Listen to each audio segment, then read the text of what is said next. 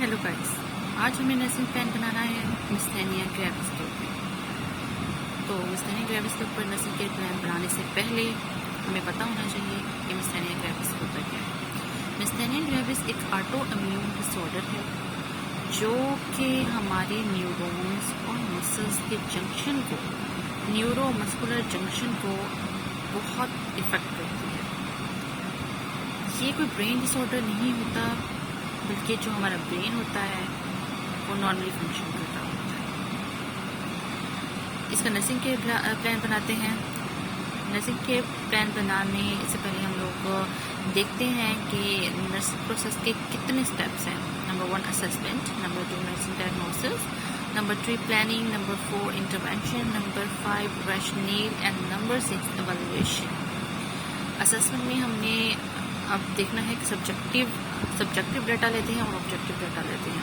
तो subjective data वो statement होती है जो पेशेंट हमें आकर बयान करता है। Patient feel body weakness, lethargy as verbalised by the patient. यानी कि पेशेंट को ने जो है लेथार्जिक कंडीशन फील की और बॉडी वीकनेस महसूस की। और ऑब्जेक्टिव डाटा वो डाटा होता है जो हम खुद ऑब्जर्व करते हैं। अगर एक पेशेंट हमारे पास आया है तो हमने देखना है कि उसे क्या सारे सिम्टम्स आ रहे हैं। Loss of weight, weakness, electrolyte imbalance. हम लोग देखेंगे कि उसका वजन कम हो रहा है, वो कमज़ोर है और उसका इलेक्ट्रोलाइट इम्बैलेंस हो गया है। जब हम लैब्स वगैरह करवाएंगे तो उसमें पता चलेगा कि उसके इलेक्ट्रोलाइट्स, सोडियम, पोटेशियम, बाइकार्बोनेट सब इम्बैलेंस है। Nursing diagnosis. Nursing diagnose imbalance nutrition less than body requirements related to difficulty swallowing। imbalance nutrition हमारे पास नंदा की डायग्नोस है। Less than body requirement relate करेंगे। रिलेट में हम एटियोलॉजी, इनके कॉजेज लिखते हैं। Related to difficulty swallowing. Planning में शॉर्ट टर्म गोल्स आते हैं और लॉन्ग टर्म गोल्स आते हैं। Short term goals, client will gain 2 pounds per week. अब हमने प्लान बनाना है जिस पे इम्प्लीमेंट करना है और एंड में वही जो हमें प्लान बनाया होता है हम देखते हैं कि आइदर ये पूरा हो गया कि नहीं। शॉर्ट टर्म गोल में client will gain 2 pounds per week for the next week. के शॉर्ट टर्म गोल हमने बनाया कि जो क्लाइंट है वो अगले हफ्तों में हर हफ्ते 2 pounds जो वेट है वो गेन करेगा। Long term goals, client will exhibit no signs of malnutrition by the time of discharge from the treatment।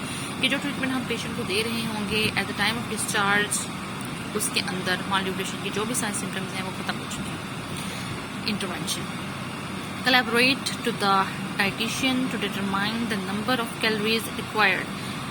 हमने को डाइटिशियन से कोलैबोरेट करना है कि कितनी कैलोरीज रिक्वायर होती हैं हमारे बॉडी वेट के हिसाब से।